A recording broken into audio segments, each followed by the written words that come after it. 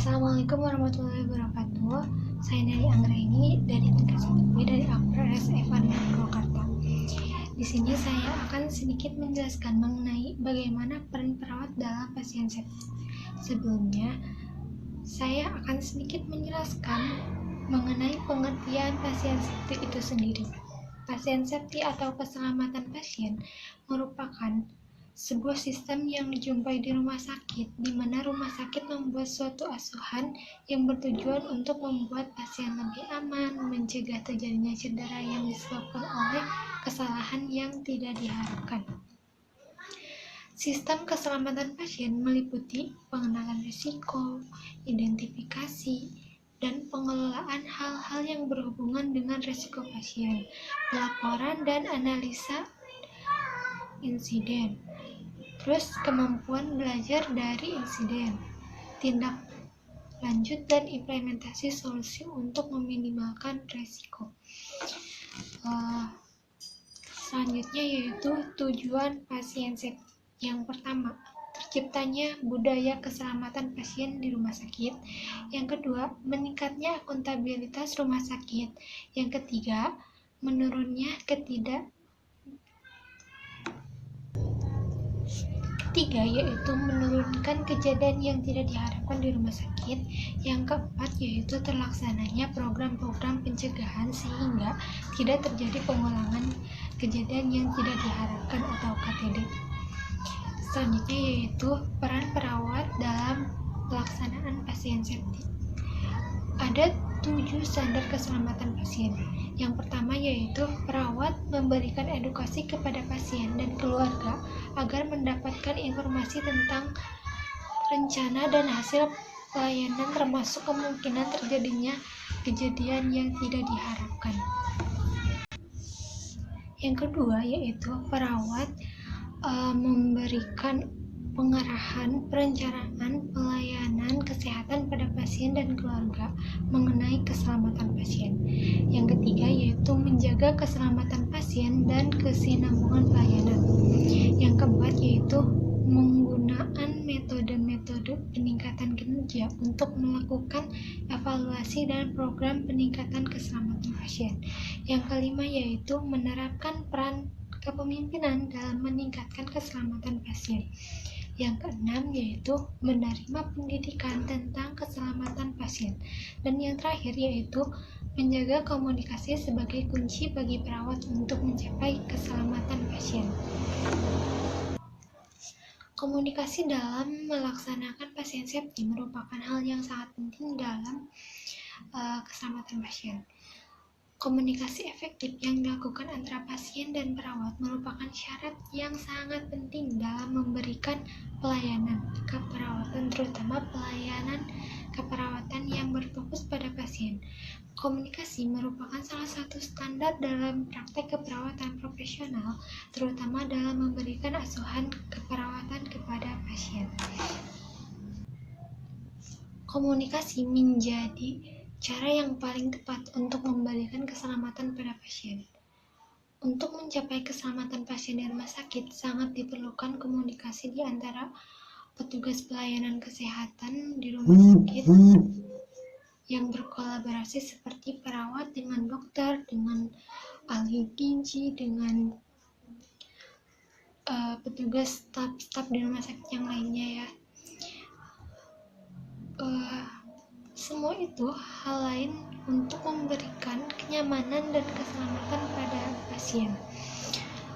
Kolaborasi dalam lingkungan kerja profesional telah diakui oleh keperawatan dan tim kesehatan lain, serta organisasi profesional kesehatan sebagai komponen yang paling penting dalam keselamatan yang mempunyai kualitas tinggi dalam memberikan pelayanan keperawatan berpusat pada pasien. Peningkatan keselamatan pasien dan menciptakan budaya keselamatan pasien di rumah sakit. Menurut Hastings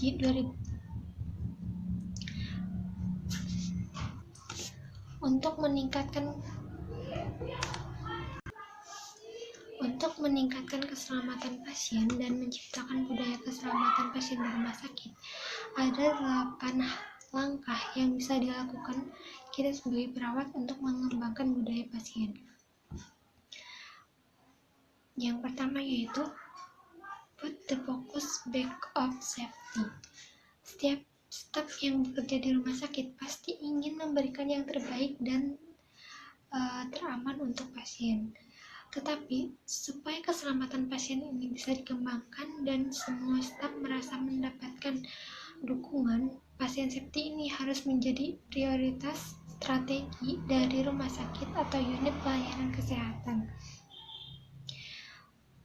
Yang kedua yaitu think small and make the right thing easy to do.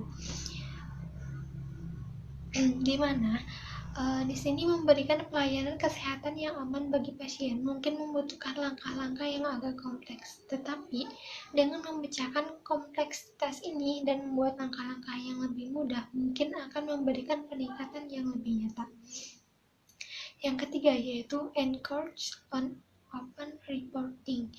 Belajar dari pengalaman, meskipun itu sesuatu yang salah, adalah pengalaman yang berharga. Koordinator pasien safety dan manajer rumah sakit harus membuat budaya yang mendorong pelaporan, mencatat tindakan-tindakan yang membahayakan pasien, sama pentingnya dengan mencatat tindakan-tindakan yang menyelamatkan pasien. Di sini bisa dilakukan diskusi terbuka mengenai insiden-insiden yang terjadi, bisa menjadi pelajaran bagi semua staf. Yang keempat yaitu make data capture a priority. Dibutuhkan sistem pencatatan data yang lebih baik untuk mempelajari dan mengikuti perkembangan kualitas dari waktu ke waktu. Misalnya saja data mortalitas. Dengan perubahan data mortalitas dari tahun ke tahun, klinis dan manajer bisa melihat bagaimana manfaat dari penerapan pasien safety. Yang kelima yaitu use system-wide approaches. Keselamatan pasien tidak bisa menjadi tanggung jawab individual. Pengembangan hanya bisa terjadi jika ada sistem pendukung yang adekuat. Yang keenam yaitu build implementation knowledge. Staf juga membutuhkan motivasi dan dukungan untuk mengembangkan metodologi, sistem berpikir, dan implementasi program. Yang ketujuh yaitu involve pasien in safety efforts.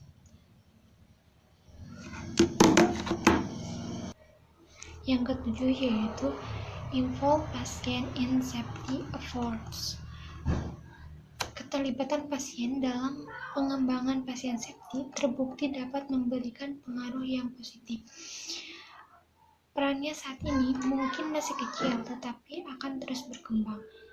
Yang kedelapan, yang terakhir yaitu develop to class patient safety leaders. Prioritas keselamatan pasien, membangun sistem untuk pengumpulan data-data berkualitas, mendorong budaya tidak saling menyalahkan, memotivasi staf, dan tentunya melibatkan pasien dalam lingkungan kerja bukanlah menentukan sesuatu hal yang bisa tercapai dalam semalam.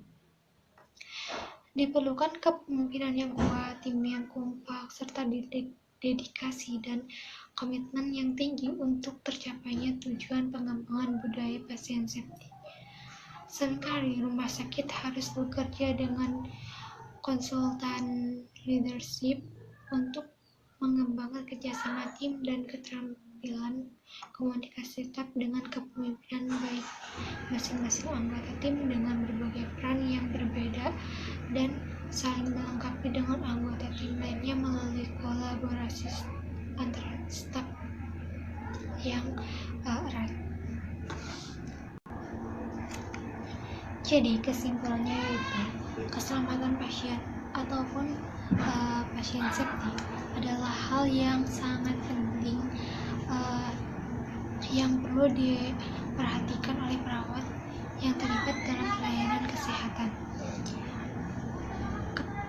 Tindakan pelayanan, perawatan kesehatan, dan lingkungan sekitar sudah seharusnya menunjang keselamatan serta kesembuhan dari pasien tersebut. Oleh karena itu, perawat harus memiliki pengetahuan mengenai hak pasien serta mengetahui secara luas dan teliti tindakan pelayanan yang dapat menjaga keselamatan diri pasien, serta menjadikan komunikasi sebagai kunci utama untuk memberikan kenyamanan dan keselamatan bagi pasien.